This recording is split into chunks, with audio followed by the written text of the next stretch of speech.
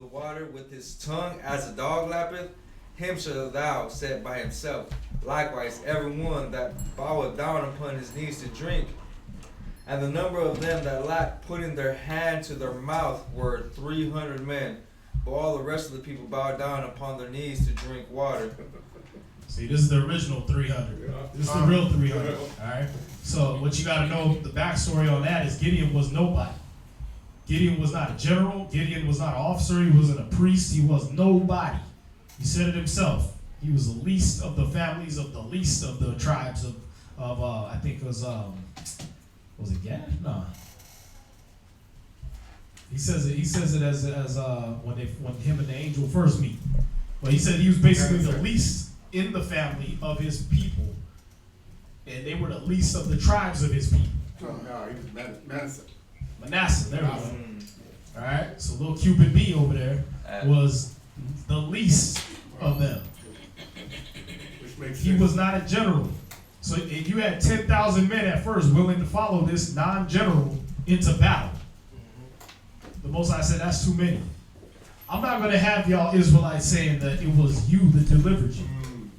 I'm going to have nobody lead all you other nobodies. And then when you go through the story, he went from 10,000 to I think it was like 1,000 or something like that when he got to the water. Then when he got to the water, those ones had their face in the water. They weren't aware and looking out for their brother. He said, get rid of them. Give me the ones that lap like a dog, the ones that give it down. The ones that'll look out for their brother. Give me them. 300 men. Then those 300 men didn't have any weapons. Y'all understand that? 300 men led by a person that's not a general, who was basically just out watching sheep, had no army skills, tactics, nothing. He was nobody. Very little education. And these 300 men were still willing to follow him even when they watched all the 9,700 men leave. In shifts. Can you imagine that? You watch like half your army leave and you like, really? And then you watch down to 300 men leave and you're still vigilant, you still ready to fight? And then your man that's leading you ain't even a general. He's some nobody nigga from down the block. And you still ready to fight. Then you say, yeah, I ain't got no weapons to give y'all. And you still ready to fight. Yeah. You still got that kind of faith. Oh, we'll still win. Then the nigga gives you a pot and a horn. These are your weapons. And then when it comes time, you're not going to get to use the pot in battle. You're just going to break the pot and blow the horn. That's how we going to win. So you following this nobody, not general. How many soldiers would do that? You know what I mean? You deal with the Vietnam where they were doing something called fragging. Fragging was one of these like, I just came out of college, I know everything about battle because I've been reading books. He would come over there and he'd be made a sergeant or a lieutenant. And these niggas been in the bush for like a year, getting shot at by the Viet Cong, trying to avoid traps underground and tunnels and all that, and getting blown up by children carrying bowls of soup, getting poisoned, going into prostitutes that had razor blades in their inward parts. They was going through all that, and you got some nigga come straight out of college talking about, okay, we're going over this hill. They'd be like, okay, we're going to go over that hill because I'm not going to get the whole troop killed. I'd rather kill that dummy. They would kill that officer right on the spot because he didn't know what the hell he was doing. But you got 300 men that was willing to follow this nobody and not frag him. And not say, oh, this nigga gave us pots? Are you serious? They didn't revolt, they didn't rebel, they was in order, man. And they banged those pots and they blew those horns, and the Most High brought them the victory, man. The Most High made that whole army of Midianites, it was 1 million of them, made them kill themselves. Make them wake up in the middle of the night, scared as hell, and stab each other. victory to Israel with 300 men. That's the real 300. Alright? Not 300 niggas with abs painted on them. Kicking niggas into wells and stuff. What's that? We're back online. I was told to ask where we were reading that when we cut off. It was in Judges. Judges 7 and 4. 7 and 4 Yeah, verse 4 through 7. through 7. Oh, the same one. Real quick, yesterday and last night's class, was it Gideon the one who made that vow saying if we win this war, we're the first one that comes out? No. Oh, okay. That was, I think, was it Jeduthun or something like that? It was, Yeah. It was a different brother. But Okay. it's in Judges. Alright, Yeah. fine. Yeah, where he ended up having to sacrifice his daughter. Water. Let's go to Hebrews 11 and 7. Be the last scripture of the reading.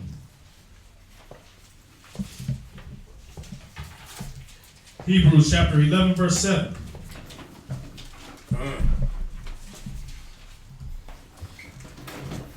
Y'all got it? Alright. By faith, Noah, being warned of the Most High of things not seen as yet, moved with fear, prepared an ark to the saving of his house, by the which he condemned the world, and became heir of the righteousness which is by faith. Y'all see that? He was moved with fear, off the sound, off the hearing that the Most High was going to do this thing. He was moved with fear. We be telling people the Most High going to destroy the earth with thermonuclear destruction. Niggas act like they fireproof. Oh yeah, well, tell them to bring it. I'm gonna have my SPF 3000 on. I'll make it. I'm still be wicked as hell. I'm still gonna be a woman lipping off to her husband. I'm still gonna be a nigga chasing every female I can find, and I'm still gonna be trying to act like the Bible ordained that. Nah, man. You can't be a niggard all up until that time, man. You should be moved with fear of the things that are gonna happen, man. All the movies you don't watch is like Disneyland compared to what Yahweh Shai is gonna do, man. You have never seen the amount of blood in any movie or in real life that Yahweh Shai is gonna bring. You ain't seen blood that went up to a horse's bridle. You know how tall a horse is? It's talking about the blood is going to be coming up to the horse's mouth. You ain't never seen that. I don't give a damn what movie you watch. They show the bodies floating in the river and the blood and all that. No, we're talking about blood like the whole Nile River blood. We talking about like Katrina flooding down there and all that's blood, not water. That's what's going to be happening. You understand? It's not going to be for the faint of heart, man. Amos chapter 5, or Amos, what's it, 8? Where he talks about the day of the Lord. Woe to you that desire the day of the Lord. He said, what is that to you? It's going to be darkness and not light. You understand? There's going to be danger everywhere. It said, as a man ran from a bear and he went into the house and leaned his hand on the wall and a snake bit him. There's going to be terrors everywhere. Except for the saints of the Most High. That's what you just read in Isaiah, right? You're going to be safe. Kind of like when Daniel was thrown into the pit of lions. Huh? Like when Daniel was thrown into the pit of lions. Worse. Oh, way worse. that was We talking about all them spirits that were created for vengeance that the Most High talk about in Ecclesiasticus 39. Those are going to be let loose on earth. Ecclesiastes what? 39:28. Those are going to be let loose on earth, man. Teeth of wild beasts, scorpions, lions, all that stuff is going to be going crazy. On top of thermonuclear destruction, on top of the other nations beheading these white people and these nations that join to America, it's going to be anarchy, man. They got this movie called The Remnant. The Remnant, yeah. It's gonna be worse than that. Yeah. Again, if you could think of it, if Hollywood dreamed it up, then just multiply that times about 200 million angels that have all been trained for war. For war. Wow. You think every war that ever been fought was angels against demons. There was fights going on in the spiritual realm, and it was being enacted out by men. These spirits that are expert in war is going to be let loose on earth. Okay, with you saying that one, which one is where in the scriptures where does it say that I prayed out to thee, and then the angel came down and said it took me 28 days because I was combating all the way through? That's in Daniel, right? That's Daniel. Because he said the prince of Persia withstood me. The angel of the prince of Persia withstood me. Yeah, these have been fought by angels. These are things going on in the spiritual realm that gets enacted out by men. But those experts in war, man, they're going to be coming down fighting against America, fighting against these nations that rise up against the Ahayah, man. Yeah, one angel been killed. How many men he said one angel killed? Bruh, when David messed up, one angel killed 70,000 men just by touching the ground. Yeah. and then the Ahayah said he can bring down 6 legions. Yeah. That's like He's coming 72,000. He's coming with 200 million. Ooh. Oh. That's what you get when you get in Revelations. Millions of millions. He's coming down with millions. Coming down with 200 million angels, man. Mm-hmm. Yeah. And they're not going to be playing. Nope. Alright? So, moved with fear, how should your spirit be? And the angel is anywhere. We're not talking about angels coming in man form. We're talking about angels and Yahushua coming in their true spiritual form, which would be a 250-foot man with the face of a lion, the face of a bull, the face of an eagle. All right, and talking about the different ways that they look, the different fearful visages they have. Yeah, how they could look. All right, you think your worst nightmare is that one with the red eyes and the one that pins you down and all that. Those are the ones that are subject to these angels. They're in subjection to these angels. So how much fearful are they? All right, you got some of the angels that run hell gonna be getting loose on this earth. Because remember, hell is prepared for the devil and his angels to torment them. So hell is prepared to torment angels. And the ones that are in charge are going to be let loose here against these nations, man. And people act like they're going, oh, well, we'll be all right. Oh, you're not. Unless the Most High marks you with the blood of Yahushua, like he did in Egypt. If you read Wisdom of Solomon, chapter 18, it's 18, right? Verse 15 down. You're going to find out what Yahushua did just in Egypt alone. Oof, that was horrible. What was that? Wisdom of Solomon? Wisdom of Solomon, chapter 18, verse 15 down. It said one body was thrown here and another thrown there. Parts of people. They were so terrified that they were scared of things they couldn't see more than the things they could see. It was a darkness that could be felt. There was sounds going on of people screaming. That's all they could hear. It was total blackness, but you could feel the blackness. You could feel the darkness. You couldn't even hear until you heard somebody screaming dead. This ain't that movie crap where the little mist flowed through the city and then people just and then everybody woke up and their kid was dead. No, you woke up to the horrible sound of your kid getting torn in half by Yahushua and thrown somewhere. That's why they took the Apocrypha out, man. Because that's my Jesus? Yeah. That's your Jesus. It said, thine almighty word leapt off his throne. Yep. And another one here and another throne there. That's who you serve, man. That TV Jesus, they didn't get that right even close. Jim Caviezel did not do that credit. That ain't your Jesus, man. Your God is a protector. Your Christ, your Savior is a protector, man. Your Savior can take down nations. That was it, right? That was the last reading? Yes, Any questions? Go ahead. Yeah, I see the movement a little bit. I had a question about Genesis 8, verse 13. Let's go there. It's a math problem, so I'm bad at math.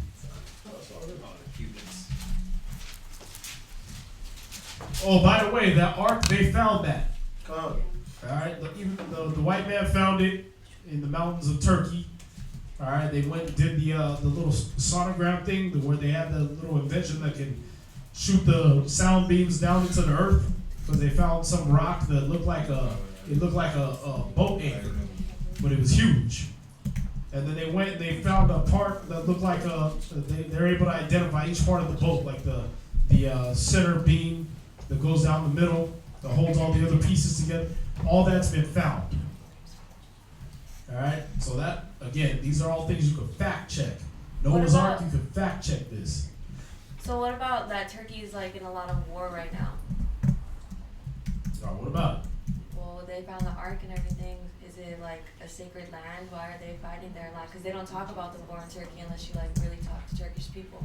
Right, that's part of it. There's part of it because of sacred land and all that, but really, you got, remember, all those peoples, the original natives and stuff like that there, they remember, they have it in their histories that the land and the people that are calling themselves Turks are not the real Turks. They're not the real original people that were supposed to live there. Alright? All those Middle Eastern nations know that Esau came through there as the Khazar Empire and started conquering all them. Turk was a name you called white people over there in the East. It was like calling honky. It was a derogatory term. So when you hear somebody be called a Turk, alright, that was a derogatory term for that time, for white people. And that was when, as they were coming out of the Caucasus Mountains in Georgia, Russia, and they started migrating down and conquering these other nations and calling themselves Khazars and Mongols and Uyghurs and Gauls and all these different people. They started changing their name according to who they would conquer. It's like they came here, and now you got white people calling themselves Cherokees. Yeah, they did that all over the East. So the people call themselves Turks, Egyptians, Arabs, not Arabs, it's Esau. Alright? So people be like, Esau's the Arabs. No, you can't be Esau and the Arabs. It's the people that's calling themselves Arabs that are Edomites. And the original Arabs was dark skinned too. And a lot of them got pushed out, but they're trying to fight back. Their families are trying to fight back for their lands. Alright? That's why you got the Palestinians fighting Israel. Again, why? Well, you gave it to people that aren't the original people. Right. So those families are like, well, when the original people left, that became our land. Yeah, right. And you guys that got put here, y'all not the original people. Mm-hmm. They would give it back to us. If we came back claiming, hey, listen, this is our land, we're the true Jews. Yeah, that's about right, because y'all left black and you came back black. Right. Well, when they try to give it to the Israelis, as I told you the other day, Gamal Nasser of Egypt was like, we'll never accept these Israelis because they left black and they came back white. Yep. All presidents. That's documented. Time magazine. That's funny. It's like Canelo Alvarez saying he's an Aztec with red hair, white Right. skin. So like, man, bro. And he might be, but You know he's a what? polluted Aztec. You know what's crazy though? Some of the most intense prejudice and racism I dealt with Mexicanos because my family were indigenous Mexicanos. You know what I mean? Yeah. So it was ridiculous. And when you understand those curses, you understand why. That's why all the tribes are black. The reason they're doing that is because some Hispanic hurt them, or someone they got in the truth, and some Hispanic hurt them by telling them, or by being super racist toward them. Or they were out in the world and some Hispanic hurt them by being super racist toward them. But if that man understood the curses, he would know why they were super racist toward him. Yep. Because if somebody stomped in your front door while you was peacefully bedding your wife or peacefully teaching your kids, and they grabbed your kids, bashed their heads into rocks right in front of you, raped your wife, and then put you at gunpoint and said, this is your Jesus, you're going to serve the white man. This is what he looks like. How would you act? You would act that way to your own people. You'd be like, well, I got to worship Master because he'll kill everything I love. Y'all see that? It was stomped into our brains.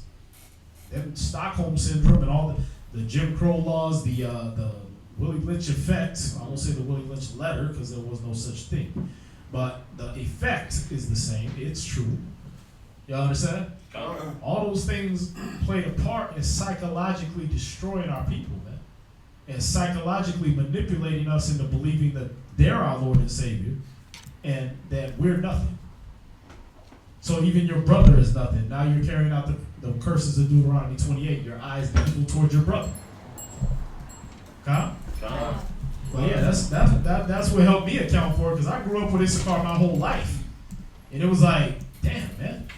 Even white people, I was going to white people churches and they was like hugging and loving and all that, but you get around Issachar and it is like, I'm calling all my cousins to whoop your ass. And it was all kind of like, I couldn't go to school one day without getting in a fight. I got suspended 8 times in one semester. Because then I would get sent to an Issachar principal and she'd be like, yeah, you're suspended. Like, I didn't even start the fight. I was protecting somebody else. You're suspended. You're going to timeout. You're this, you're that. It's like, damn. I had to learn fight politics. I had to make people want to swing at me first. Just because of the racism I was having to endure being around Issachar, man. Yeah, but when I grew up, and I learned the truth, it was like, I understand now. I get why they were like that toward me. Because they're slave-minded. Just like when you get around our people, they're slave-minded. They're quick to kill you and sit there and hug the white girl that kills one of them. Come on. How did you say the other day? We were like, they instilled a white Jesus in the land of Judah and the land of Issachar. So whenever we came across each other, it was like, man, you don't look white. You're not the Savior. Yeah, if Christ is white and he's good, he represents all that's good. What's the opposite of good? Evil, right? So the opposite of white is what? Right, so every time you look at something black, boom, you're looking at evil. That's instilled in your brain. Then, of course, the 80s, the 90s with Bill Clinton throwing us in jail, the 13th Amendment violations they did and all that. All they did was put images. Every time a black man raped somebody, he was on the news, mugshot, everything. Looking the worst. Every time a white man killed a whole damn village, they didn't even put their picture out there. Barely mention their name. Man does this.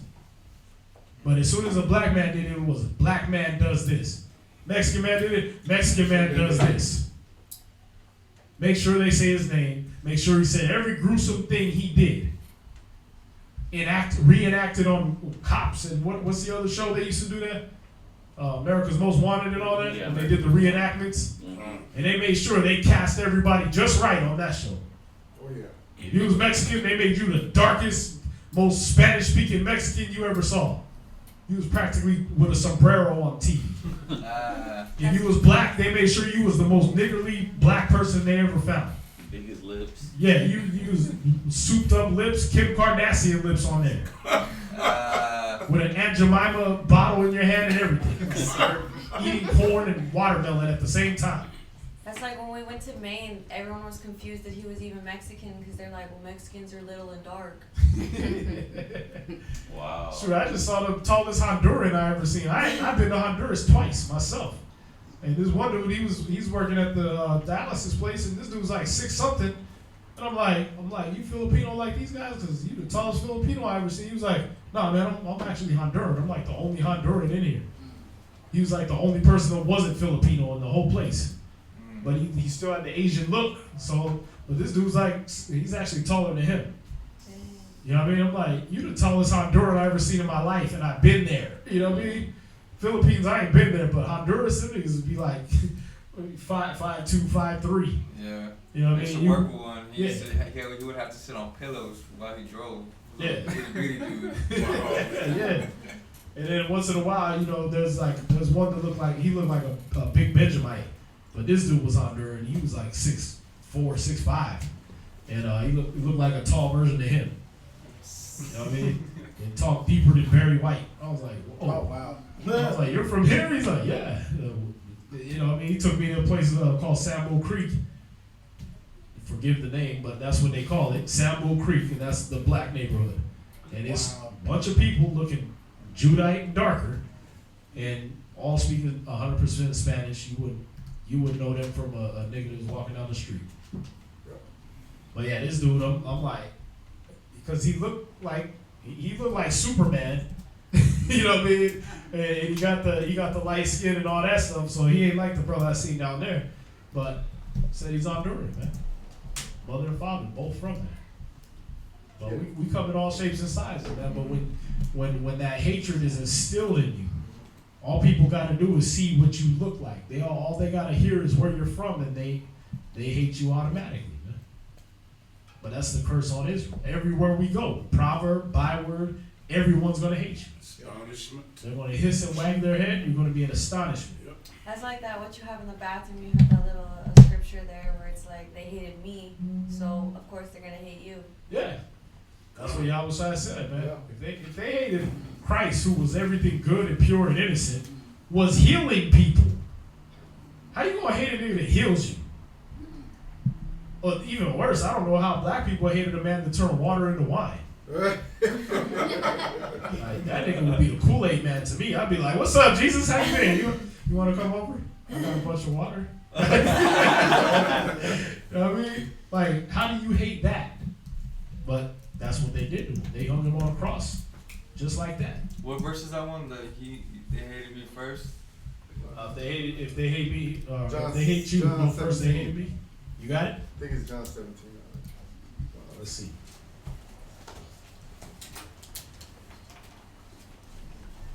He's probably right. If not, he's very close.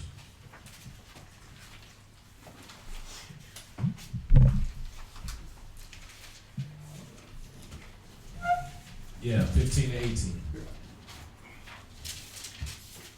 Well, we need y'all scholars, man. We need y'all brothers stepping up, drilling, getting them scriptures down.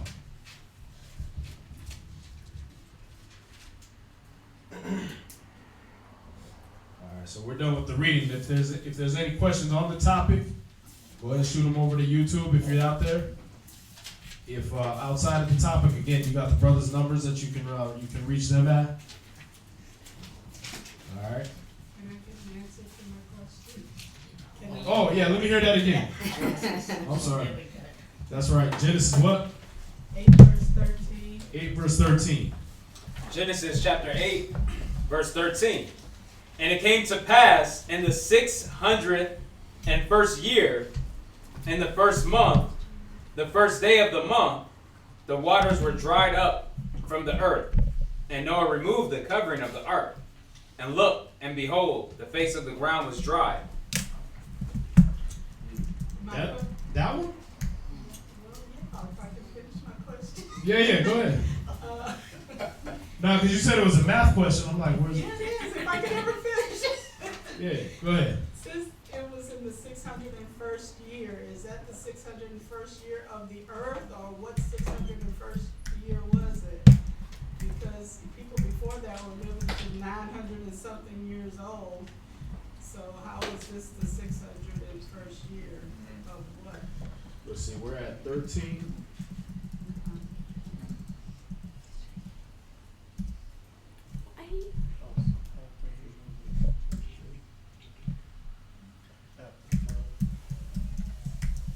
Yeah, this is the 601st year of Noah. Yeah, that's what I was thinking No, too. okay. Noah, Okay, yeah. yeah, I didn't understand. That's what I was thinking, but I didn't understand that. Okay. Yeah, let me see. It says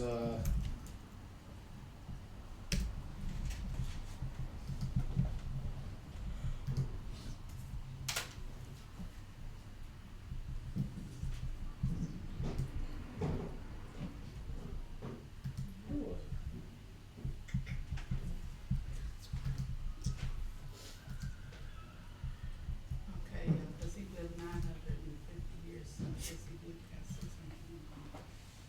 Okay. right in verse 11. In the 600th year of Noah's life, in the second month, the 17th day of the month, the same day were all the fountains of the great deep broken up, and the windows of heaven were open. So when you get to 13, wait, you said was it 8 verse 13? What verse? Yeah, 8 verse 13, but I 13. didn't see where it says of his life, in the 601st year of his life. I just saw the 601st year. Oh, okay, I'm sorry. It's 7 verse 11.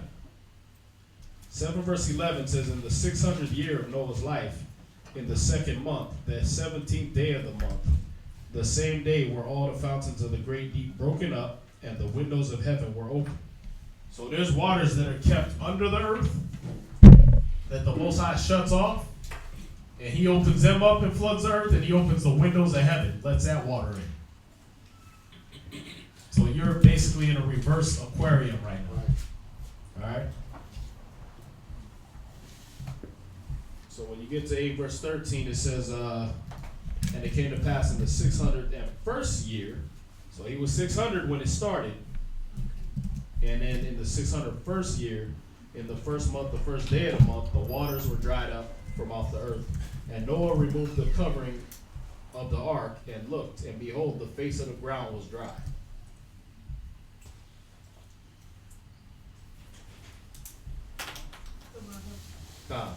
Yeah, so that's 7 verse 11 to tell you it's talking about Noah's years. Anything else? There was one online, sir. Online? What we got? It says, question, what does Ahayah mean in Hebrew?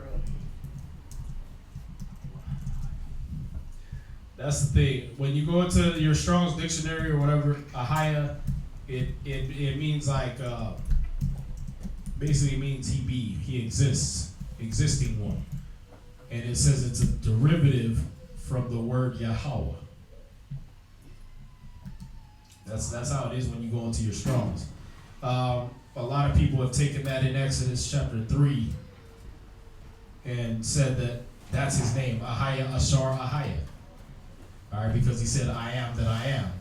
Ahayah just means I am. If you study Hebrew, like if you actually study the language, even to this day, the modern Hebrew, Ahayah is like a little, it's like a little kind of article in there. It's like saying the or and or whatever. Basically, you're saying something is. All right. So when I was going through the Genesis, I'm trying to rewrite the scriptures in Hebrew. You go through Genesis and it says Yahayah something, right? And that's basically just saying, and he made, or he did, or he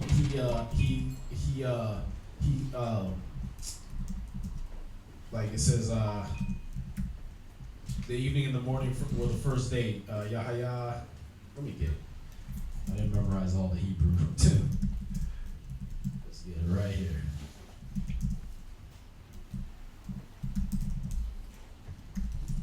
So as you go through Genesis chapter 1, where everything's being made, you keep running into that word, Yahayah, or Ahayah. Either way, it's the same kind of little article. So he says, on the 7th day, God ended his work. Okay. That's 2 verse 7. Chapter 1.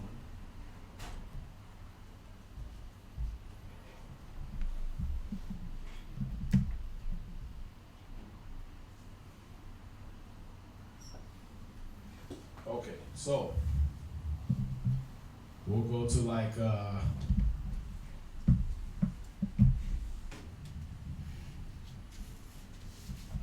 verse 3, 1 verse 3. And God said, let there be light, and there was light. In Hebrew, Waya Amar Alahayim, so, and the Most High said, or the power said, Yahayah Awar, let there be light. Yahayah Awar. Wa Yahayah Awar, and there was light. Y'all see that? So that Ahayah, Yahayah, those are like little interjections, and all you're saying is that this became, this is, this exists. So when they said that, all the Most High was doing was blowing Noah off from giving him a real name. All right, because he didn't let nobody see his face. He didn't give him nobody his real name and all that. He'd just be like, tell him I am, essentially. You know what I mean? Like, it don't matter what my name is. Tell him I sent you. Tell them the God of their forefathers sent them. You see that? But when he calls himself Yahweh, he tells Moses, by this name was I not known to your forefathers. And that's the name he gave him to give to all generations. Y'all see that? So, yeah, the Ahayah thing is brothers that don't speak Hebrew, don't understand that they just named the Most High one of the most common things you could say in Hebrew. All right, the Ahayah stuff is like the most common thing. It's like if I called somebody the word "and." Like, damn, you know how many times you're gonna see the word "and" in the Bible? Con. I got the Strongs right here. Go ahead. So in the Strongs, Hayah or Ahayah is it's was, come to pass, came, has been, were happened, become, pertained. It's like how he just said. It's almost like a word that connects another word. Because the actual word is Hayah, which means be. Be. All right, it's like be or became. But depending on what sentence you're saying, you're gonna put an I in front of it, or you might put a Yah in front of Hayah. Either way, you're still just saying that something came into being. Yeah. You're either saying he came into being, she came into being, it came into being. I've been studying this Hebrew I've been just on my little Duolingo app, just learning all the different, trying to learn phrases and animals and how to use the plural and all that stuff like that. And when you use that word Hayah, if you put whatever you put in front of it, it doesn't change it to where it's like a different word. It just changes it into what you're addressing.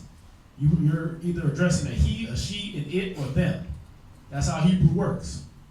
Right? If I say Anya Shota Mayam, I'm saying I drink water, or I am drinking water. Right?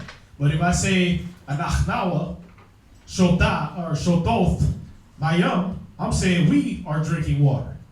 You got to put different endings, but shot is the word for drinking. Shota. That's the word to drink. See? So, and then Mayam is going to stay water, no matter what. You see what I'm saying? But it changes depending on what I'm talking about. If I'm saying, what is it? Yashla'a Mayam. She has water. Mayam didn't change, but I have to change who had it, and I have to change the wording to now her. She has it. You see that? If I say Yeshlacha Mayam, you have water. See what I'm saying? I have to change those certain little words depending on what I'm talking about. So when you get to Hayah, if they put an I in front of it, okay, I'm talking about he is. He exists. He be. But if I put a Yah in front of it, like Y-A Hayah, then I'm saying that you have it. Or he said it, or he had it. You get it? It changes to depending on who the subject is. All right, and who did it. But when you get to the Most High's name, he said Yahweh, which is I am that I am. Yeah, I am. All right, so that would be him addressing himself. Another thing you got to know about Exodus 3 was it was an angel that was saying who was sending Moses. So an angel is telling you this name, meaning I'm going to call him he is. I'm not going to say I am. I'm going to say he is. So you're going to get Ahayah,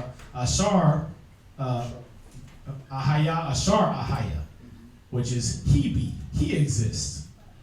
All right? Because why? Because the angel's not talking about himself. He's talking about the Most High. All right? If it's the Most High speaking, he's going to say I am or Yahweh. See how the word changes now? Because I'm denoting my own ownership. So, like I said, you got to study the Hebrew to know what you're talking about in there. Hayah just means he be. All right? Or it be. It exists. I was going to say, I'm just now, I've recently memorized the All Father prayer in Hebrew, and I can recall the word Mayan, Rai. So from even yeah, that's not what you were saying though. You were saying something different. I was saying Mayam.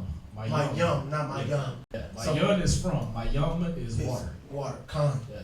Khan. Like his name is Tahawam Mayam. Right. And then Mayam Yam is seas. My yum yum is Seas. seeds.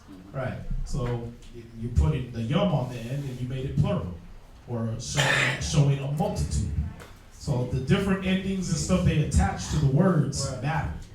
All right. Hebrew is very intricate when you get into the study of it. Right. So you can't just take it from somebody that just didn't graduate high school and then they decided that they're gonna bust out of Strong's and act like they're an expert. Right. Well, hopefully that answered your question online. Anybody else? There was a question online. What we got? Shalom family, when the Adamites were in the Garden of Eden, was it only the Adamites that were not working, or every nation not working? What do you mean not working? He was a king. And then Isaiah chapter 43, verse 9 through 12. I need edification on who is the scriptures talking to, all nations or Israelites. Okay, we'll get to that. First question. So far as not working, the curse was that in the sweat of your brow would you till the earth and do all that when you get to Genesis 3. So that was the curse. There was a curse on the work we were doing, and it was going to be hard. All right, it was going to be now hard labor, but we all had to work. We all had stuff to do. That's how the cities were getting built. All right, that's how the places were getting built, and it said he gave Adam to till the garden, right, to keep the garden and dress it.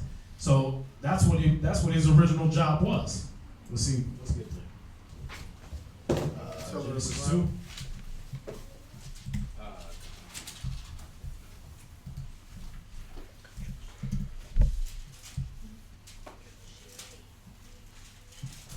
Right, Genesis 2 and 5. And every plant of the field before it was in the earth, and every herb of the field before it grew, for the Lord God had not caused it to rain upon the earth, and there was not a man to till the ground. It said, but there went up a mist from the earth and watered the whole face of the ground, and the Most High God formed man of the dust of the ground and breathed into his nostrils the breath of life, and man became a living soul. Let's see.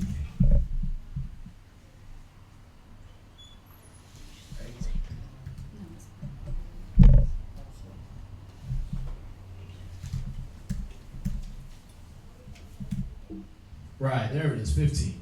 And the Most High took the man and put him into the Garden of Eden to dress it and to keep it. Y'all see that? So there was work to be done. It just wasn't hard work. It wasn't until you get to 3 when we fell, when we messed up. I was going to say also in 4 and 2, Cain was a tiller of the ground as well. Right, so that was our profession. But it said...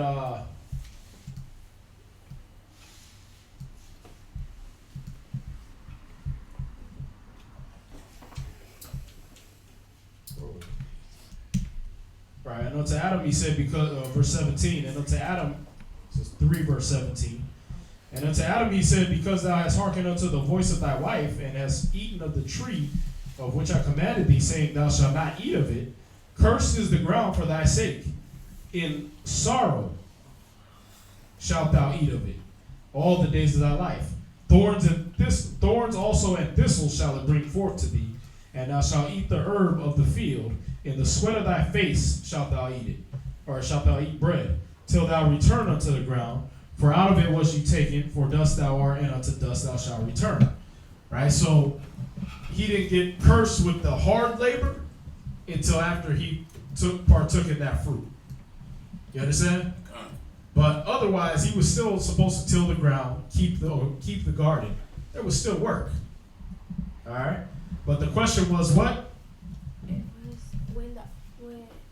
When the Adamites were in the Garden of Eden, was it only the Adamites that were not working, or every nation not working? Nah, every nation had their own jobs to do. It just wasn't hard labor. The Adamites had their own job to do. It. That's what you had to do as a king anyway. You got to run your kingdom, right?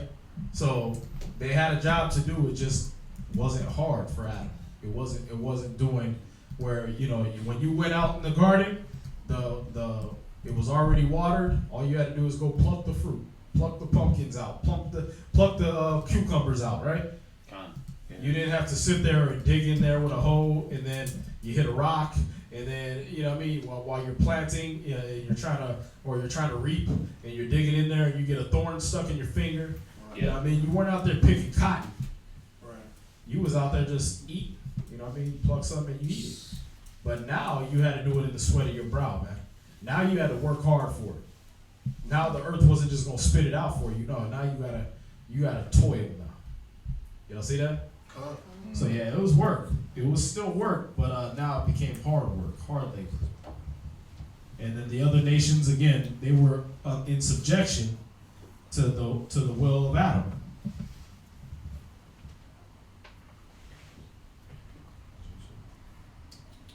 Now, what was the other question? So it was Isaiah 43. Isaiah 43, 9 through 12. I thought his question was together, but it wasn't. The next question after that is, did the floodwaters cover the whole earth or just where men inhabited?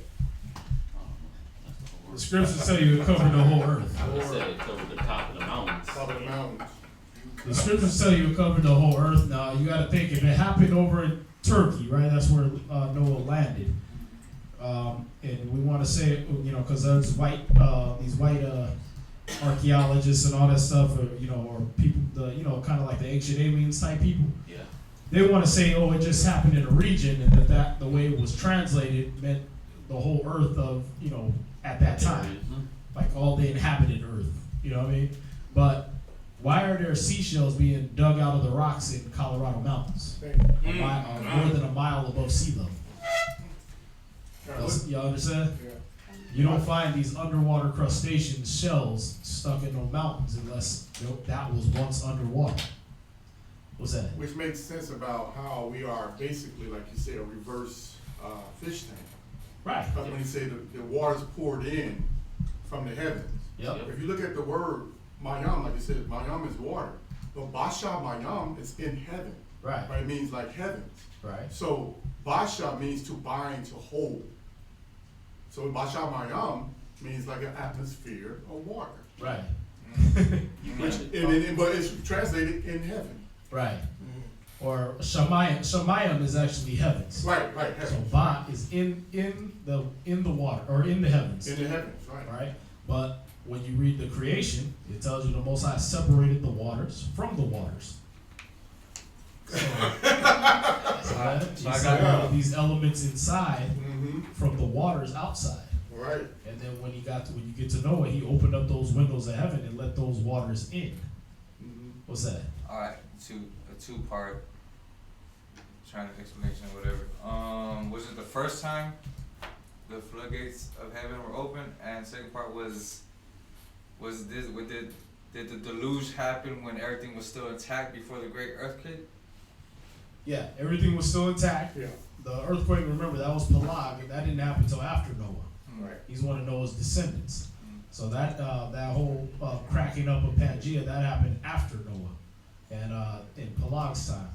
The first time the windows of heaven got opened up. Yeah, it was the first time because it said that it had not rained on the earth. We were just reading it in Genesis. It said it hadn't rained on the earth, but a mist went up from the ground. Right. And that was going all up until Noah's time. And then remember, he didn't just open up the windows of heaven. He cracked open the foundations of the earth. You know what I mean? He opened it up from both ends. Right? That's like if the sewers just started filling up and flooding the streets, so you couldn't get away from it by going down. You wouldn't go sleep in some underwater cave in an air bubble. It was coming from the bottom. Then you couldn't get up into the mountains and try to hide from it because it was coming from the top. So you was just gone. I know it was not no Titanic floating on a piece of plywood and. Nah. I'll never let you go. You let it go. All right. What was the other part of that question? Lewis's second question. You talking about the one about the flood? Yeah. Was that it? That was it. He said, did the flood waters cover the whole earth, or did just where the man inhabited? Yeah. When you read that in Genesis, what we just went over with Noah, he said,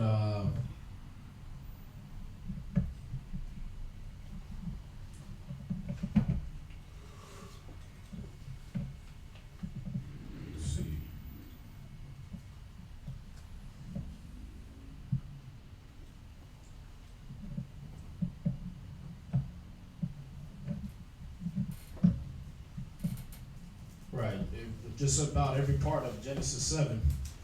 But the last verse, it says, and the waters prevailed upon the earth in 150 days. It says, check this out, verse 22. All in whose nostrils was the breath of life, of all that was in the dry land died. So he killed everybody. He flooded everything. There was no little dry place you was going to land. That's why he sent the raven out, because a raven is going to look for a place to where it can land on and be able to, at least grab something out of a tree. Right. But a dove is going to look for dry land so it can have some things to grab off the ground to make a nest. So he sent the dove out last, and when the dove didn't come back, he knew the land was dry. But the raven going out, and when the raven came back, that just meant, he might have found a tree to sit on the top of. But a dove is going to look for a nesting place. They're going to look for a little hidey hole, somewhere where there's some land, some grass. They're going to look for things to forage and all that. So when that dove went out and didn't come back, he knew the land was dry. You understand? Yeah, it's a difference in these birds, man. Just the things you're reading about in Noah. You start studying birds, you find out, how come he sent the raven out them 2 times or 3 times, and then he sent the dove out? Why you didn't just keep sending the raven? Because they got different natures. They got different ways of doing things, and that dove is going to make sure the whole land is dry before he doesn't come back. He's going to make sure you got a place to live, and that it don't happen again, and it don't flood again. But the raven will just go out and look for somewhere to perch. They'll perch on a damn power line. You know what I mean? Where you at? What's the next one? The next question is Isaiah 43, 9 verse 12. I need edification on who is the scripture talking to, all nations or Israelites. Isaiah 43, verse 9 through 12? Yes, sir. Yeah, since it is past 2 o'clock, if you got anywhere you got to go, if you're feeling sick, tired, dying, whatever, go ahead and be dismissed. But we still got the evening part, the Sabbath ceremony to wrap up too. So if you want to be part of that, you're welcome to stay. If not, because I know class be going long sometimes with these questions, then it's your choice. 43 verse 9 through 12. Isaiah chapter 43 verse 9. Let all the nations be gathered together, and let the people be assembled. Who among them can declare this, and show us former things? Let them bring forth their witnesses, that they may be justified, or let them hear and say, it is true. All right, let's get the context now. Let's see who this is being written to, because that's the question. So go to verse 1. Yep. Isaiah chapter 43, verse 1. But now, thus saith the Most High, that created thee, O Jacob, and he that formed thee, O Israel. O who? O Israel. Everybody? O Israel. Every people on the earth. O Israel. Go ahead. Fear not, for I have redeemed thee. I have called thee by thy name. Thou art mine. Right, so if you ever get a question of who a certain scripture is addressing, usually it's right there in the first verse of that scripture. All right? He's talking to Israel, so when he gets to verse 9, let all the nations be gathered together. Why? Because he's going to be pulling us out of all these different nations. He said, be gathered together, and let the people be assembled. Who among them can declare this and show us former things? So he is saying, go ahead and gather all the nations together, because what he's doing right here is clowning. Because Israel wants to go to all these different nations for wisdom. They won't believe you as a black man, Hispanic man, telling them that they're the true Jews. But they'll sit there and wait till the white man tell them, and then they'll believe. Right? They'll wait till some little dirty white scholar gets up there and go, yeah, we did archaeology find, and we found out that the true nation of Israel was actually you blacks and Hispanics. And then you'd be like, oh my God! Right? I believe. Now you believe. Right? Well, when niggas was on the corner, it was, hey, y'all niggas all that black power yet. Right? You was losing your mind, ready to Stone Brothers and everything. So he said, go ahead and gather all the nations you trusted in together. And find out which one of them can tell you, what did he say?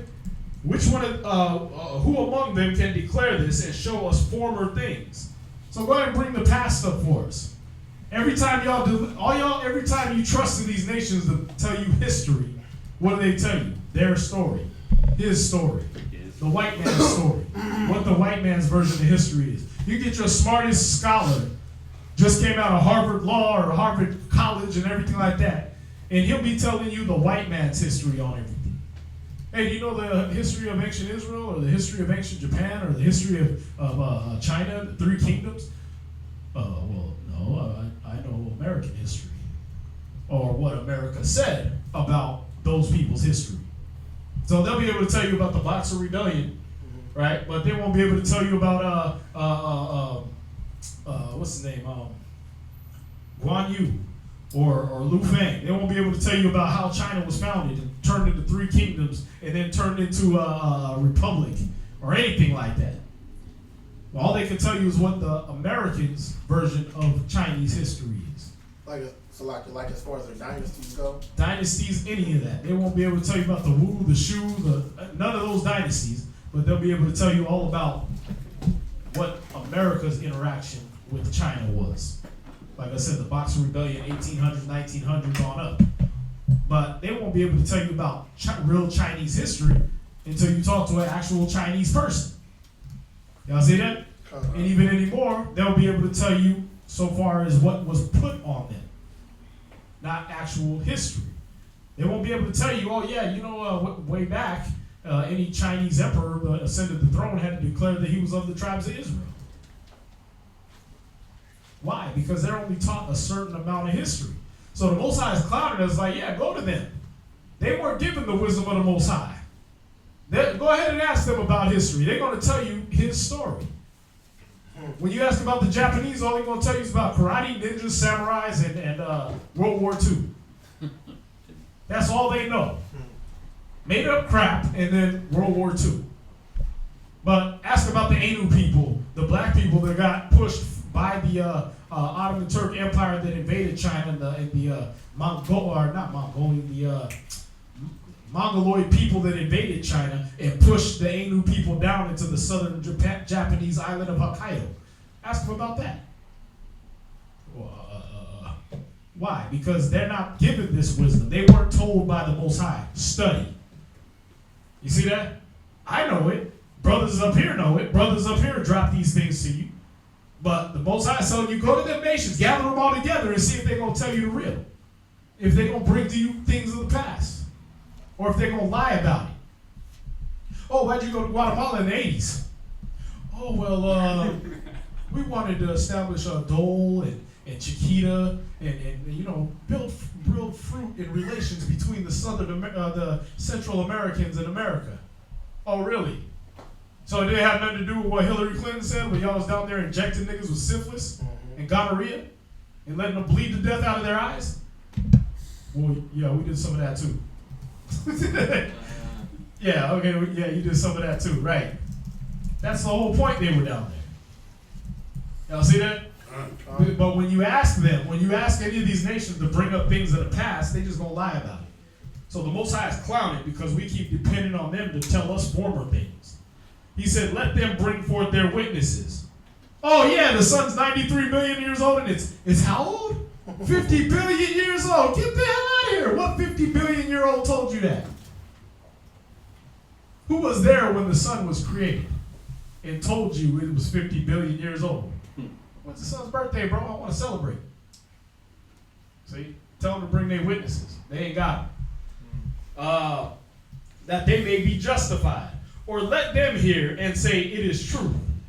You are my witnesses. See, Israel, we're the Most High's witnesses. We're the proof that the Most High exists. Our life, the things we live through, is proof the Most High exists. He says, saith the Most High, and my servant whom I have chosen, that you may know and believe me, and understand that I am he. Before me there was no God formed, neither shall there be after me. So, no, there is no higher power than the Most High. You don't got to ask, well, who's God's mama? Who's his grandmama? Who the hell cares? He's the Most High. That's a whole different realm of existence. That transcends whether you got a mother, a father, children, any of that. You understand? That's why you don't hear the Most High talking about his mama said. You know what I mean?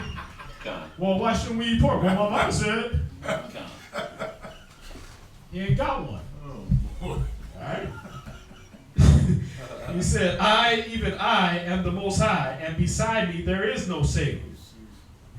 Because he's the only one who saves. Alright? That don't mean that he didn't send Yahushua, he didn't send Moses, Joshua, Gideon. All these brothers we've been mentioning, those were all saviors, according to Obadiah chapter, verse 21, and according to Nehemiah 9 and verse 7. He sent plenty saviors. But he overall, since he gave the commandment, is the Savior. Alright? He said, I have declared and I have saved, and I have showed when there was no strange God among you. Therefore you are my witnesses, saith the Most High, that I am the Most High. So this is going back to talking to Israel. The whole thing is talking and addressing Israel. But he's telling us, he's clowning us, because at the time of Isaiah, all these kings was running over to Egypt and Assyria and trying to get answers and help from them. So he's like, go ask them. Why don't you gather them nations you've been up under their booty? Why don't you go ask them for things that are old? Since you trust in them for all your knowledge, and you believe in planets and solar systems, and you believe that the polar ice caps is about to melt and kill us all in a flood, even though I promised you every damn day in the rain that it wasn't going to be a flood ever again, why don't you go ask them, since they know it all? Y'all see that? The Most High clowning us, man. He said, yea, before the, verse 13, yea, before the day was, I am he. And there is none that can deliver out of my hand. I will work, and who shall let it? So he gonna do what he do, and who's gonna stop him? That's the question. But hopefully that answered your question on that one. Was there another part to that? Alright, so yeah, he is addressing Israel according to Isaiah 43 verse 1 right there. Anything else? Hey, what you were speaking on now reminded me of this conversation I had with some white Mormon, and the conversation went that what they believe in is if they put in work while here in this realm, in this flesh, they could work up to divinity to have their own solar system, have their own. That's it was crazy. God, what did you say about James? Let's see.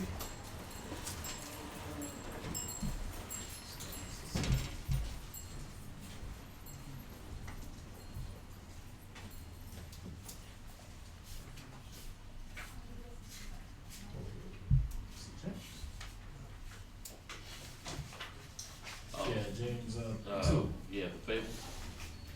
Nah. No.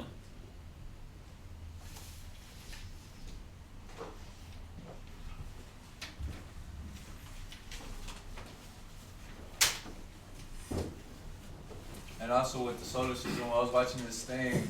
My brother and I, we was in Connecticut, and we was watching a NASA broadcast, and they were talking about how they sent their satellite Voyager into the solar system, and then in 2012, Obama was like, "Yeah, Voyager finally left the Milky Way.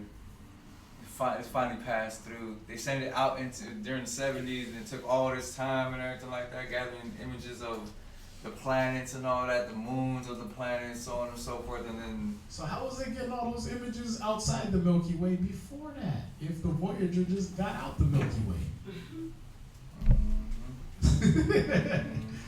Well, those probably ain't pictures then, are they? Oh, they're pictures. Right, drawn pictures. Drawn pictures. Right? Digital Where art. was it at? It said, It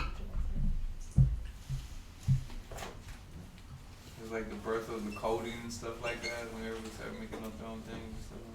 Mm-hmm. right? Mm.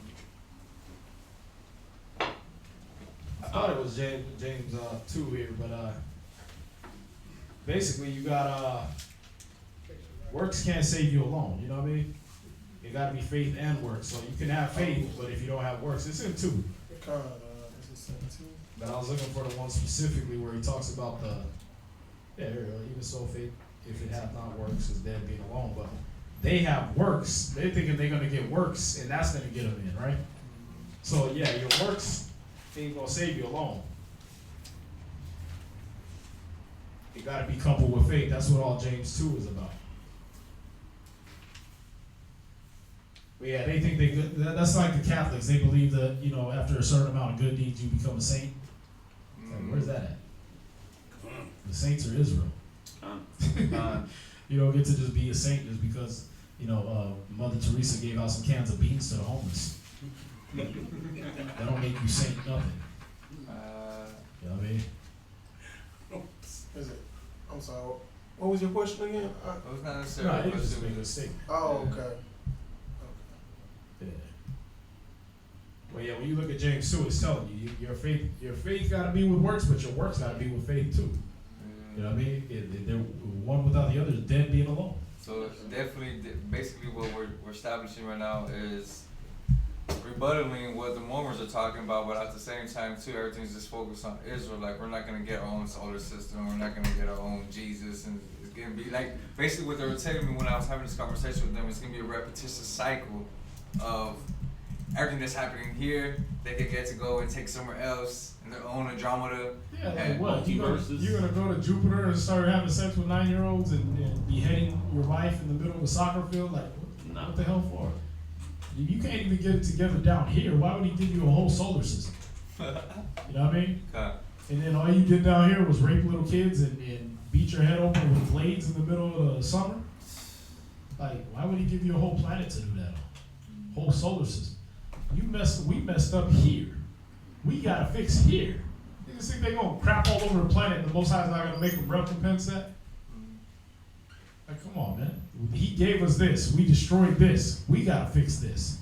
When you go to your kid's room and it's all dirty and everything, you don't be like, oh, you know what? I'm gonna give you a mansion.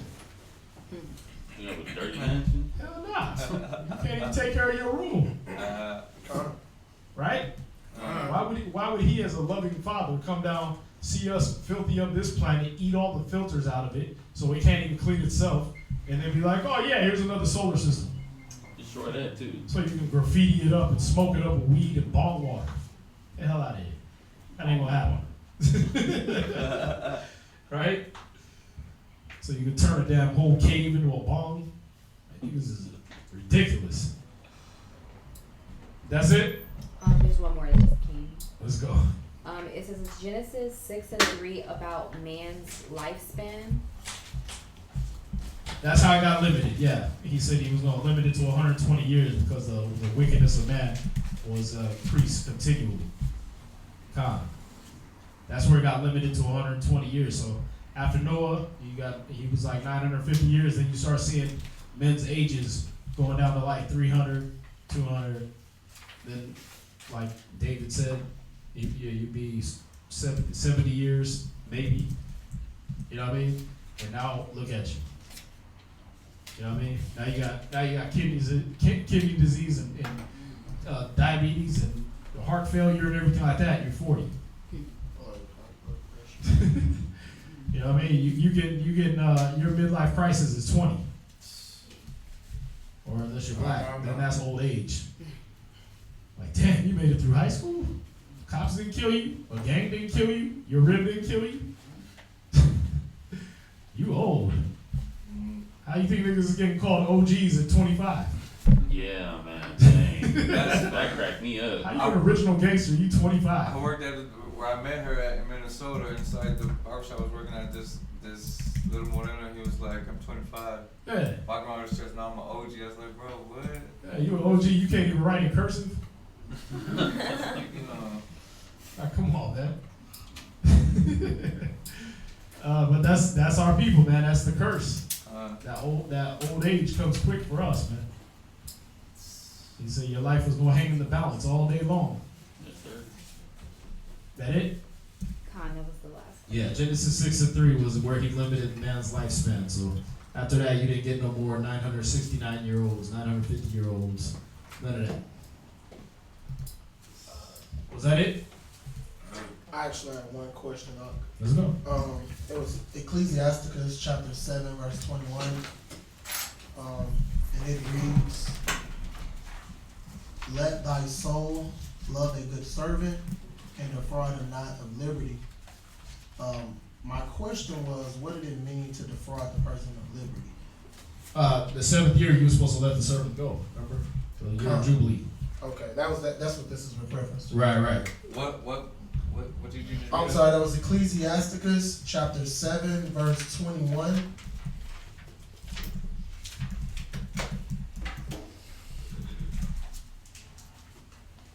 I'll read it again. It says, "Let thy soul love a good servant, and defraud him not of liberty."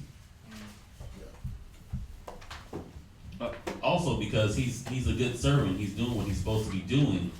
So you don't have to worry about this type of person stepping out the way, because you can actually loosen up the reins, because he's going to be doing what he's supposed to be doing anyways. Versus it says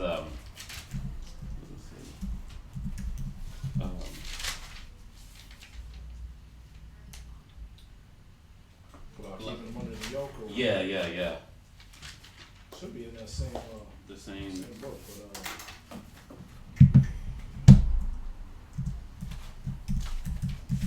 let me know you find. Let me get this about the Jubilee. Leviticus 25:9.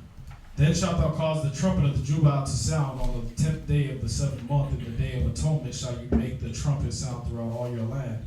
And you shall hallow the 50th year, and proclaim liberty throughout all the land unto all the inhabitants thereof. It shall be a jubilee unto you, and you shall return every man unto his possession, and you shall return every man unto his family. A jubilee shall that 50th year be unto you. You shall not sow, neither reap that which groweth of itself in it, nor gather the grapes in it of thy vine undressed. For it is the Jubilee. It shall be holy unto you. You shall eat the increase thereof out of the field. So, there it is. In the year of this Jubilee, you shall return every man unto his possession. And if thou sell aught unto thy neighbor, or buyest aught of thy neighbor's hand, you shall not oppress one another. So, when you have a good servant in that year of Jubilee, when they blew that horn, hey, bro, it's good knowing you. Take what you need out of the house to survive and everything like that. Here's your wages, and go on back to your possession, your land. So if he owed you $20,000 and he had worked for you, and he worked maybe $10,000 worth, when that horn blew, he was free. All right, if he was being a good servant or evil servant, he was supposed to be free. Now the scriptures also say, don't hesitate to make the sides of the evil servant to bleed. So if he was being an evil servant, you were supposed to whoop his ass. But you weren't supposed to do that if he was an Israelite. Israelite servants, you let them go free. If it was serving of the other nations, he was supposed to let them go free. I gotta remember that right. But then also, and this is all in that around that same chapter, the Leviticus 25. All right. So did that also, what y'all speaking of right now, was it Isaac who was serving his father-in-law? No, you're talking about Jacob when he was serving Laban. He served him for 7 years. For the contract was so I can get my wife, so I can get Rachel.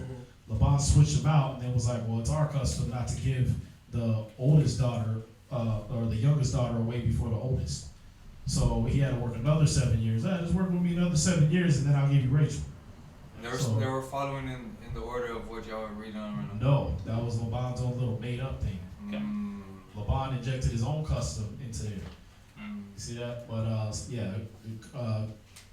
after when the Most High sent things down to Moses, some of the stuff was already custom, some of the stuff was already in us, and had already been given to Adam already. A lot of this was already given to Adam. Remember that? But it was just put in stone with Moses. So now everybody had it read to them and knew what to do. Because when you got into Egypt, why was it oppressive? 10-day work week as opposed to a 7-day work week. No freedom, you know what I mean? Hard bondage and all that, but no freedom, as opposed to 50th year of Jubilee. You understand? Every 7 years, debts were supposed to be cleared. So if somebody owed you in that 7th year, there was a 7-year Jubilee, and then there was a 50-year Jubilee. So it's every 7 years, you were supposed to clear debts, let servants go free, stuff like that. That 50th year, you did the same thing. You understand? But he said, don't basically hesitate to let a good servant go have liberty. So you didn't put him under bondage like having the servants that are under the yoke. You know what I mean? Where, okay, you know what, you're locked in your cage, and when I let you out, you're going to sweep the whole house, and you're going to make sure you serve dinner and back in the cage. Nah, if he's a good servant, you can give him liberty. You can let him, you know, have his own little shower, his own little room. You know what I mean? You can get him a wife and let him chill, you know, let them have kids and everything like that. But if he's an evil servant, back in the cage. You understand? That's how that works. So, you know, you didn't treat them the same, or even like we did with the nations. The nations were like, we spared you from, or we killed your whole nation, but you said you'll serve. Okay, you gonna serve. So you don't get liberty to just walk over my house and slice my throat in the middle of the night. Nah, you in a cell. You know what I mean? And then when I let you out, you serve. But an Israelite, you didn't treat that way. You didn't treat them like they were under bondage and locked them in a cell. No, they had their own room, they had their own place. You provided for them, gave them clothes and all that. And then in the 7th year, the 50th year, you let them go free. So you let them have the liberty. You let them be free in the Jubilee year. And then, like he's saying, you didn't have them under bondage like that. Right. Because that's an Israelite servant, a good servant. So you let them be free to roam your house and do all that. All right. Now, speaking on the latter prophecies, within the Edomites going into servitude, will that still be applicable on what you're reading right now? All that is going to be applicable. They're going to be, remember, Revelation 13:10, he that leadeth into captivity shall go into captivity. He that killeth with the sword must be killed with the sword. So if that's what Esau did, then that's what they get. All right. Isaiah 60, they're going to be nursemaids. They're going to be cleaners. They're going to be all that. They're going to be bringing us any riches they find. If they find a damn quarter in the street, that's yours. All right. They're going to be bringing that to you. That's what it said. All that in Isaiah 60. That's going to come to pass. All right. And then, of course, Obadiah. They're going to get theirs. The whole book of Obadiah. The Most High, Christ is going to be bringing them a recompense. All right, Joel chapter 2. They're going to be getting their recompense from the Most High. Tyre, Sidon, the Arabs, the white man, they all going to be getting theirs from the Most High. And the remnant, the ones that remain, they'll be in your houses. They'll be in there, you know, cleaning your shoes with their toothbrushes and stuff. Now, that's how it'll be in my house. Now, speaking of now, where strangers of the lands who want to partake in the customs and ordinances of the highest spot, like, can you elaborate on that a little bit? Yeah, the stranger is going to be like one born in the land. That was even in the time of Moses. If they wanted to celebrate the Passover, all their males had to be circumcised. What was that scripture we went over before? I got that one scripture that I was thinking about for him. He said there'll be as one born in the land. What scripture was that? Sermon? Yeah, sermon. Okay, go ahead. It's Ecclesiasticus chapter 33 and verse 25. Actually, not 26. A yoke and a collar be bowed the neck. So are tortures and torments for an evil servant. Send him to labor that he be not idle, for idleness teaches much wickedness. Just saying, like, okay, with his free time, he's the wicked servant. He's not trying to progress or move forward in the things that he's supposed to be doing. He's just idle.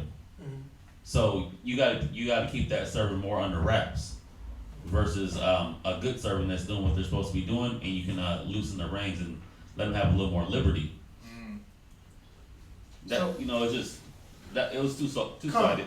I get what you're saying. So in reference, because I know we've used this one like verse 27 in reference to like us, you know, send them to labor so you be not idle.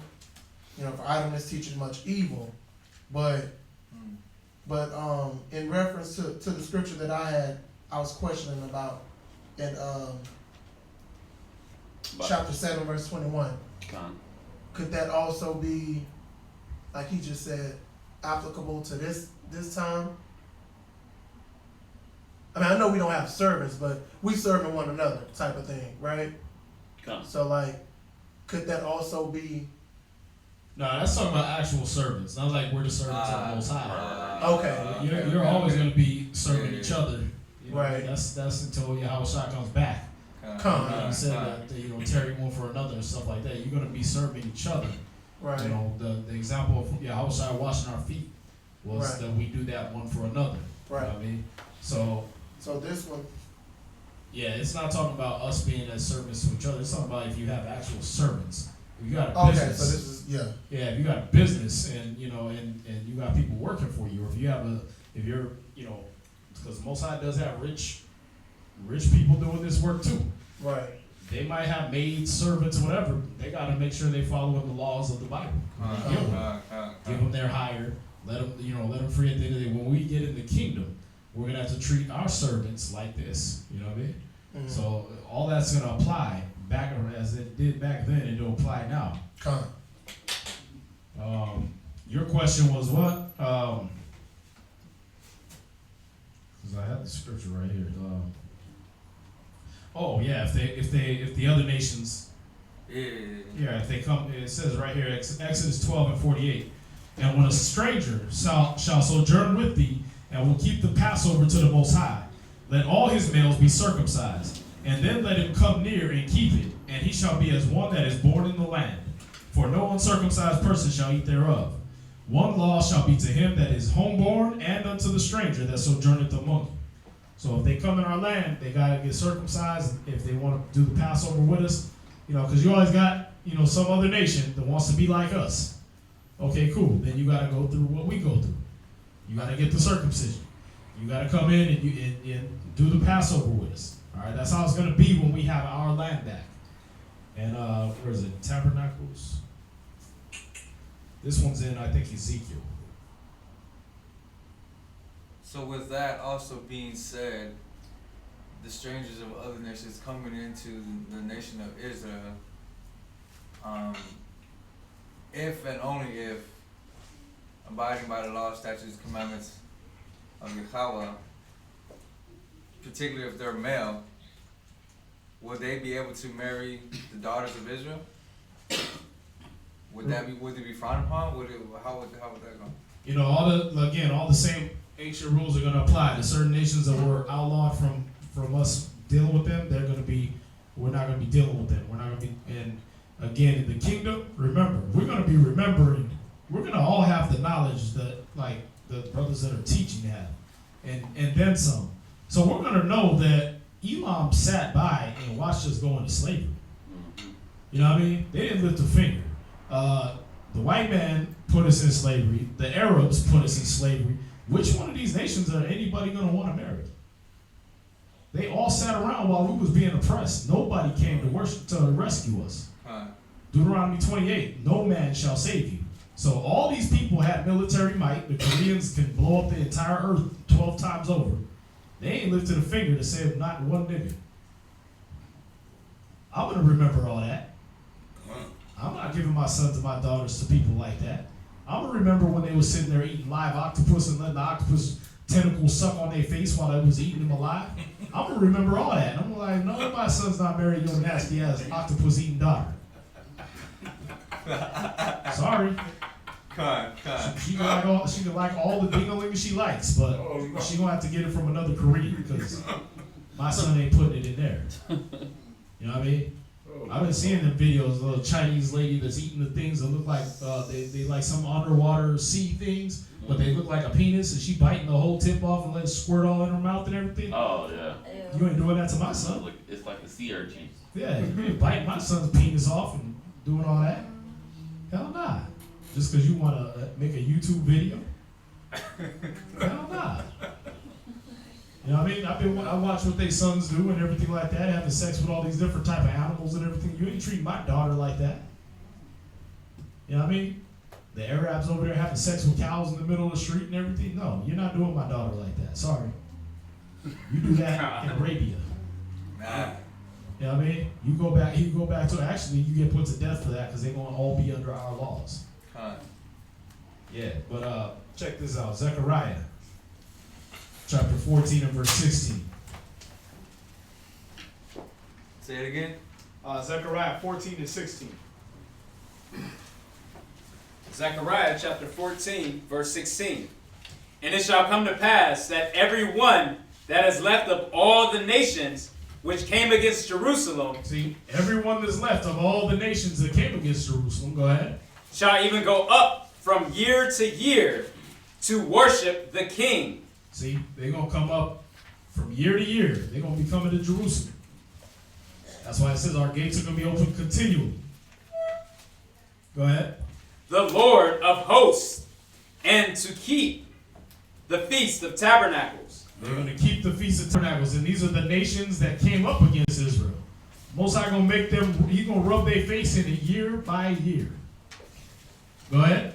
And it shall be that whoso will not come up of all the families of the earth unto Jerusalem to worship the King, the Most High of hosts, even upon them shall be no rain. See, if you don't come and you're a nation and you don't come and do the tabernacles with Israel, I'm not going to give y'all any rain. You're going to be living under drought. So this is speaking of the latter times. Yeah, this is what how he's going to revert things to. Go ahead. Verse 18. And if the family of Egypt go not up and come not, that have no rain, there shall be the plague, wherewith the Most High will smite the heathen that come not up to keep the Feast of Tabernacles. So a heathen is any nation outside of Israel. If they don't come up and celebrate the tabernacles, they're going to get punished. Con? All right, go ahead. This shall be the punishment of Egypt, and the punishment of all nations that come not up to keep the Feast of Tabernacles. Right. Go ahead. And that day shall there be upon the bells of the horses holiness unto the Most High. Right, that's it on that. But you see that, right? It's mandatory. They're going to mandatorily have to come to celebrate the Feast of Tabernacles with us. They're going to mandatorily celebrate our freedom. Just like we was stuck here watching them pop fireworks the 4th of July knowing that we was in slavery in 1776. Knowing that we was still picking cotton on July 4th, 1776. Your people, Issachar, was getting hung still on trees and being treated like they were slaves in 1776. But we're supposed to watch them pop fireworks and barbecue and be all happy. Celebrate their freedom. That's the Feast of Tabernacles for us. The Feast of Tabernacles was celebrating our freedom when we got out of Egypt. So they're going to celebrate our 4th of July every year. And if they don't, no rain. They want to be hard-headed plagues. And you know what it means if there's no rain. No rain means no crops. That means your cows ain't drinking no water. That means your babies ain't drinking no water. You're going to watch all of that die. Your whole land will shrivel up. That's how the Most High will do you for missing one Feast of Tabernacles. So yeah, the nations will be there with us. And they used to come with us for Passover. We used to have Passover, the nations could come and they could be with us. Alright? If I can add on. Yeah. It brought me to, I was talking to this one pastor. Well, he wasn't a pastor, he was a deacon. And I was a Dollar General. And this guy, he was like, well, speaking in terms of what you just said about everyone being in the house of Jacob, it was in Isaiah chapter 56, verse 7. And it reads, even them will I bring to my holy mountain and make them joyful in my house of prayer. Their burnt offerings and their sacrifices shall be accepted upon mine altar, for mine house shall be called an house of prayer for all people. Like Tawam just spoke. These individuals, they're going to be partaking into our traditions and customs. That's the only reason why they're going to be accepted in the house of Jacob as well. Yeah, that's what Isaiah 60:12 is one of my favorites. He said, the nation and kingdom that will not serve you shall perish. That nation shall be utterly wasted. So when we lay down the law, when we lay down these laws, statutes, and commandments, that's what they're going to be doing in each and every one of their lands, or else. Y'all see that? He said they'll be utterly wasted. That means they won't have rain. The place will shrivel up. The beasts of the field will turn against them. Everything, man. just to get them off that land. And then somebody more worthy will inhabit it. You know what I mean? That'll be gifted to one of the 144,000 or something. But any other questions? All right.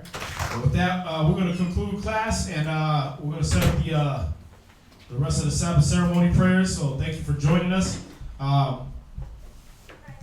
If anybody wants to be anointed, all right, we do that after the Sabbath ceremony prayers. So if anybody wants to be anointed, just raise your hand. If you're a man, you come up first, sisters after, and children after. And sisters with like very, very small children that have to be carried, you bring them up here, and we'll anoint them with you. Let's see. Okay.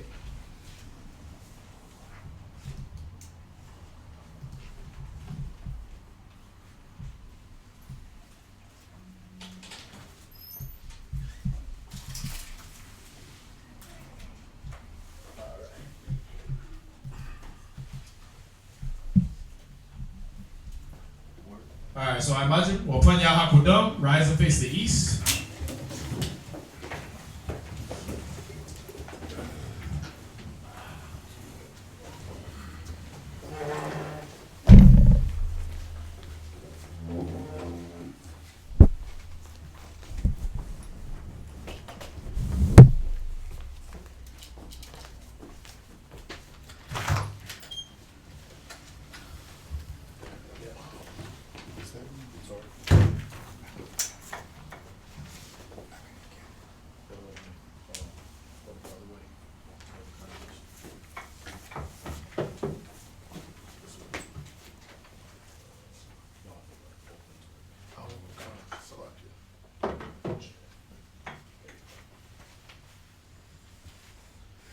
Yahweh, Yahweh, Hashem, Hashem, Yahushua, Yahushua, Babukusha, Babukusha, Shemai, Shemai, Aita, Aita, Yemyemya, Yemyemya, Aita, Aita, Shalach, Shalach, Mayaka'ala, Mayaka'ala, Ba'alahayim, Ba'alahayim, La, La, Shemara'el, Shemara'el, Barak, Barak, Rapah, Rapah, Magan, Magan, Chazak, Chazak, Ha'im, Ha'im, Shal Yasha'ala, Shal Yasha'ala. Also, send unto us, much wisdom, much knowledge, much understanding, and much patience, much faith, much brotherhood, much love, spiritual power, forgive all our sins, Yahushua, come quickly, for in you is our hope, always and forever, Amen. Amen. Barakatah Yahweh, Barakatah Yahweh, Barakatah Yahweh, Hashem Yahushua, Hashem Yahushua, Ahayah, Hatam Lanawa, Bless you, Yahweh, in the name of Yahushua that gives us the law. Barakatah Yahweh, Barakatah Yahweh, Hashem Yahushua, Hashem Yahushua, Ahayah, Hatam Lanawa, Blessed are you, Yahweh, in the name of Yahushua that gives to us the light to see. Barakatah Yahweh, Barakatah Yahweh, Hashem Yahushua, Hashem Yahushua, Ahayah, Hatam Lanawa, Ha'ayah, Korah, Ha'ayin. Blessed are you, Yahweh, in the name of Yahushua that gives to us the ram's horn to call the people. Barakatah Yahweh, Barakatah Yahweh, Hashem Yahushua, Hashem Yahushua, Ahayah, Hatam Lanawa, Shaman, Zayaf, La, Mashach, Yasha'Allah. Blessed are you, Yahweh, in the name of Yahushua that gives to us the olive oil to anoint Israel. Psalm chapter 92. It is a good thing to give thanks unto Yahweh. It is a good thing to give thanks unto Yahweh. And to sing praises unto thy name, O Most High. And to sing praises unto thy name, O Most High. To show forth thy loving kindness in the morning. To show forth thy loving kindness in the morning. And thy faithfulness every night. And thy faithfulness every night. Upon an instrument of 10 strings. Upon the instrument of 10 strings. And upon the psaltery. And upon the psaltery. Upon the harp with a solemn sound. Upon the harp with a solemn sound. For thou, Yahweh. For thou, Yahweh. For thou, Yahweh. For thou, Yahweh. Has made me glad through thy work. Has made me glad through thy work. I will triumph in the works of thy hand. I will triumph through the works of thy hand. O Yahweh. O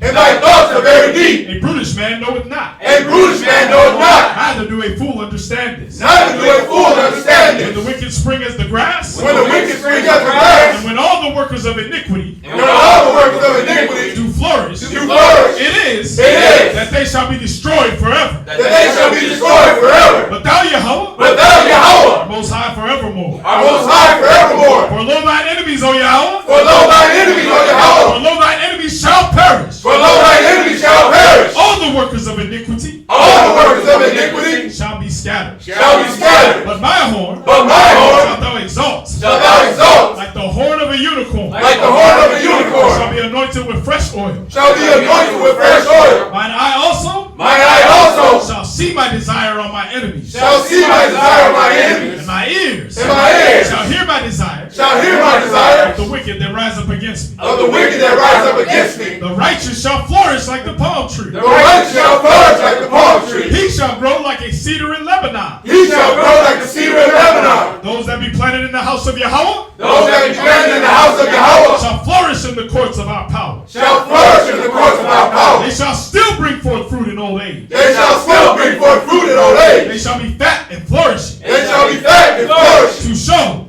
show that Yahweh is upright. that Yahweh is upright. He is my rock. He is my rock. There is no unrighteousness in him. And there is no unrighteousness in him. Hashem Yahushua. By Hashem Yahushua. Psalms 133.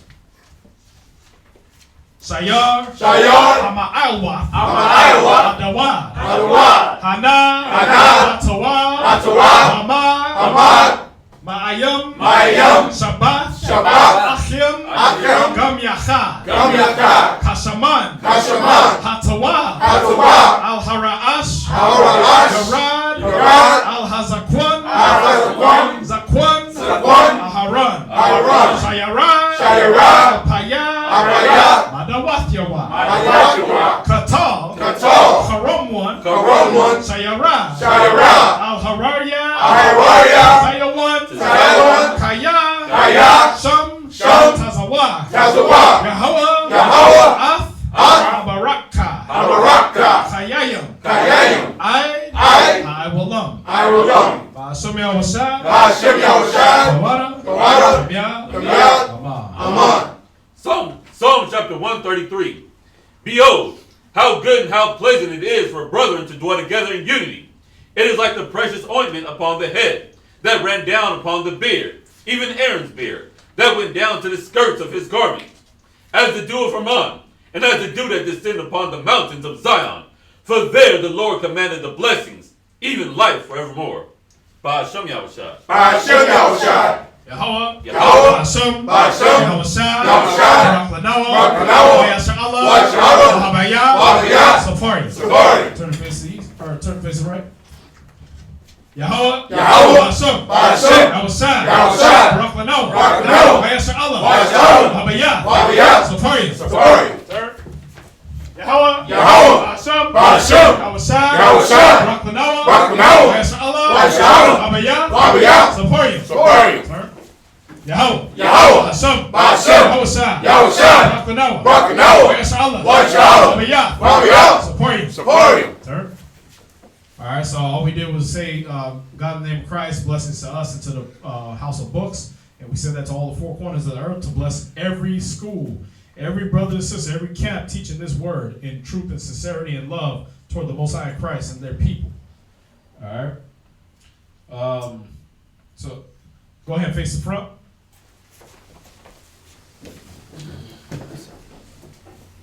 All right, did anybody want to get anointed? Con, okay, we'll do that. Any sisters? Okay. Kids, let me know. We'll do that after we do the salute. All right, so we'll salute brothers out, salute sisters, and then we'll do the anointing right after. Men of Israel, I'm Madian. Right. Yahweh Hashem Yahushua Rakatham. Kum Yeshua. Kum Yeshua. Kum Yeshua. Kum Yeshua. Kum Yeshua. Kum Yeshua. At the top, turn to face the sisters. Sisters, please rise. By the Shabbat. Call it. Slew not the daughters of Zion. Men of Israel, I'm Madian. Right. Yahweh Shema Yahweh Hashem Yahushua. Yahweh Shema Yahweh Bashim Yahushai. All right, Yad Matzah. Dismiss. All right, brothers who want to get anointed, come on up.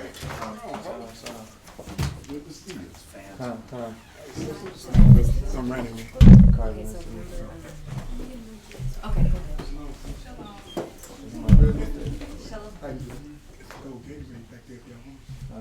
ahead.